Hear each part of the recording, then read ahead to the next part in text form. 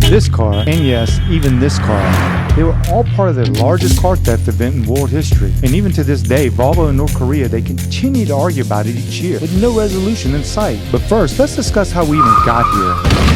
After World War II, nations embarked on a path of reconstruction. Listening to WLSE. The rebuilding of diplomatic and economic ties took center stage as everyone yearned for peace and a chance at meaningful existence. Europe can only be united by the heartfelt wish and vehement expression of the great majority of all the people in all the parties, no matter where they dwell or how they vote. Now, Europe faced a particularly difficult task. The war, after all, had left deep scars and widespread confusion, and it needed an escape from this turmoil. And amidst the chaos, well, certain industries began to shine, particularly the automakers. And they saw an opportunity to break free from old business practices by reconfiguring their machinery that had previously been dedicated to wartime efforts. So they set forth to produce various vehicles and parts. Now, fast forward nearly 2 decades, and you find that same enthusiasm echoing in Sweden. Now, Swedish car makers were eager to export their vehicles to places like the United Kingdom, France, Portugal, the USA, Canada, Russia, and even Japan. After all, made in Sweden became very synonymous with reliability and excellence.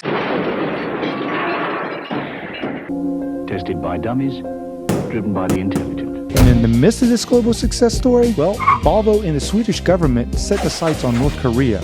That's because they believed that it held potential as a profitable market. And despite its reliance on foreign aid, North Korea had already been buying machinery from other European countries. And the Swedes, they even established an embassy there, becoming the very first Western nation to even do so. And then came the trade agreements with North Korea, which included a very specific clause that required the purchase of precisely 1,000 Volvo 144s. What did he say? So North Korea being North Korea, they said, yeah. After all, that small Asian nation, well, they admired the car's sturdy design, its European aesthetics, and renowned reliability. But what Volvo did not realize was that North Korea, well, they had no intention of ever paying for them.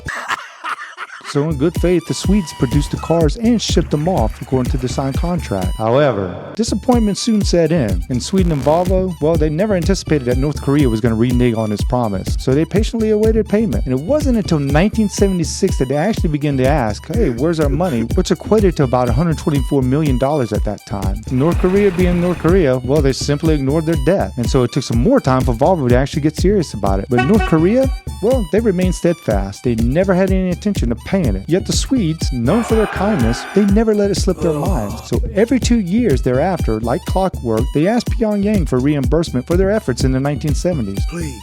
And according to the Swedish Foreign Ministry, that debt today, well, it stands at a staggering 277 million euro or $314 million. And it keeps growing. Now, this has actually forced Swedish officials to continue to beg North Korea to return the money. And the fact that Volvo is now Chinese-owned, well, probably means that the debt's never going to be settled. So what's the moral of the story? Well, never deliver goods in full when there's no guarantee of payment, especially if it's to the North Koreans and China's involved.